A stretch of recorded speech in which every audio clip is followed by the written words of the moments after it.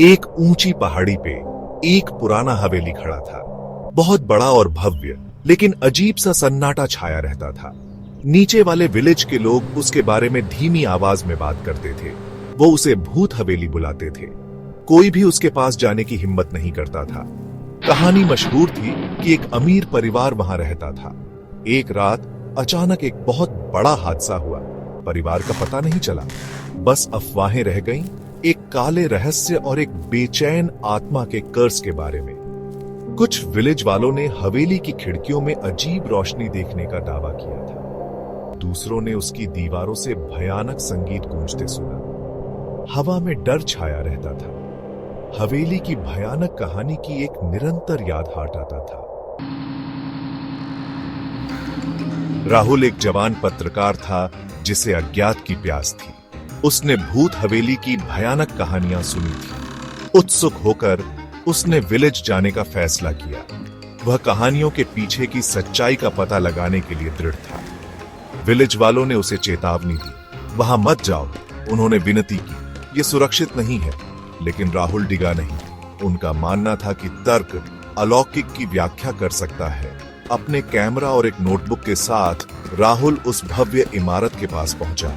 वह जितना करीब पहुंचता गया, हवा उतनी ही ठंडी होती गई। उस जगह पर एक अजीब सा सन्नाटा छा गया, जो उसके अपने कदमों की आवाज से ही टूट रहा था।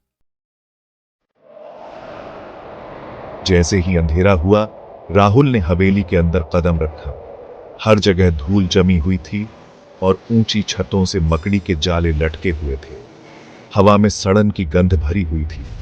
जैसे ही वह हवेली में और गहराई में गया, उसे एक उपस्थिति महसूस हुई। उसकी रीढ़ की हड्डी में एक ठंडी कंपकपी दौड़ गई। उसने फुसफुसाहट सुनी, धीमी और अस्पष्ट।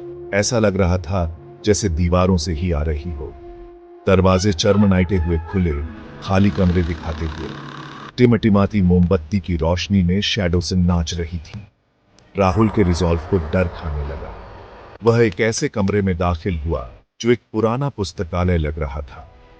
फर्श पर किताबें बिखरी पड़ी थीं, उनके पन्ने उम्र के साथ पीले पड़ गए थे।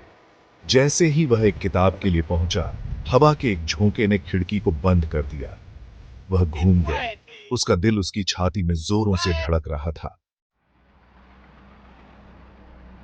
अचानक उसने उसे देखा, एक छायादार आकृति, लंबी और कंकाल जैसी, जिसकी आंखें एक अप्राकृतिक लाल रंग में चमक रही थीं। यह उसकी ओर सरकता हुआ आया। उसका हाथ फैला हुआ था। राहुल दहशत में पीछे हट गया, अपना कैमरा और नोटबुक गिरा दिया। वह बाहर निकलने की ओर भागा। उसका दिमाग दौड़ रहा था। आकृति ने उसका पीछा किया। उसकी हंसी खाली हॉल में गूंज रही थी। राहुल हवेली से बाहर निकलकर रात में भाग गया, हांफने लगा। वह तब तक नहीं रुका जब तक वह विलेज नहीं पहुंच गया। उसने अपनी भयानक कहानी सुनाई। उसके शब्द डर और अविश्वास के मिश्रण में लड़खड़ा गए। विलेज वालों ने सुना। उनके चेहरे आशंका और तर्क के मिश्रण से सने हुए थे। राहुल ने भूत हवेली की भयावहता का सामना किया था और कहानी कहने के लिए जीवित था। लेकिन एक्सपीरियंस ने उसे हमेशा के लिए बदल दिया। परछाई में छिपे अंधेरे की एक भयानक याद हाट आता है।